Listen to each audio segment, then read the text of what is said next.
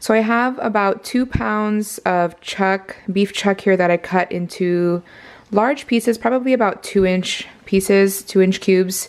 And then I have a medium-sized onion, 2 stalks of celery, about 3 to 4 cloves of garlic. And then I also have beef broth. You can also add red wine if you want to. I don't have red wine, so I'm just gonna use all broth. I also have some tomato paste, some Worcestershire sauce, and then I also have potatoes, carrots, and I'm also going to add mushrooms. So for my beef, all I did was season with some salt, pepper, and some paprika. And I'm gonna be cooking this in my Dutch oven, so let me get that onto the stove with some oil and we're gonna heat that up. So I have my Dutch oven here, I'm heating up the oil right now.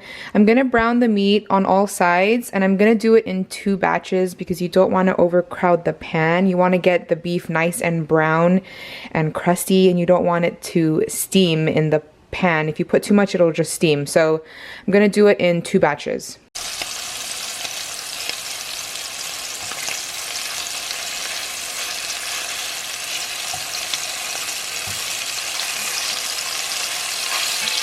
So I removed all of the beef from the pan. Now I am going to add in the onion, celery, and garlic.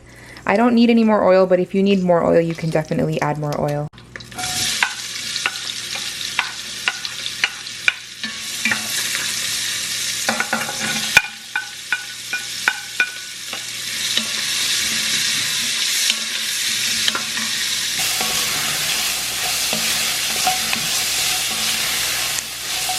Now I'm gonna add in some tomato paste.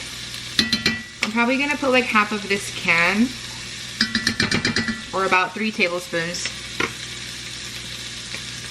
And then mix that up and let it cook for a couple of minutes.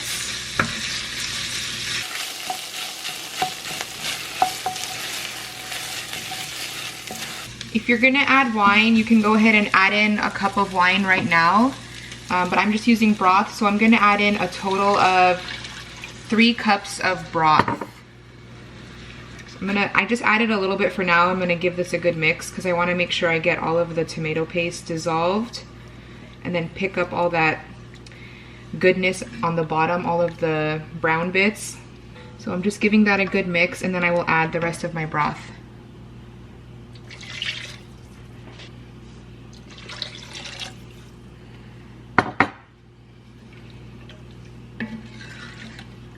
I'm gonna add a splash of Worcestershire, about a tablespoon actually is what the recipe calls for. Then you can also add in a bay leaf if you want to. I don't really like bay leaves, so I'm just gonna leave that out. I also added some salt, pepper, and a little bit of dried thyme. Just season it to taste. So now I'm just gonna bring this to a boil. I'm gonna add the meat in and then we'll lower it to a simmer. So I have all of the meat in there. I'm going to put the lid on. I'm gonna lower this to a simmer and I'm gonna let it go for about an hour and a half and then we'll check on it. So here's what the beef stew is looking like. It's been cooking for an hour and a half. The beef is nice and tender, I already checked. So now I'm gonna add in my potatoes. So I have them ready to go right here. And then I also have carrots. I like to use baby carrots because it's easy. You don't have to peel or cut them. So I'm gonna add that in and then I'm gonna let it cook for another probably like 30 to 40 minutes.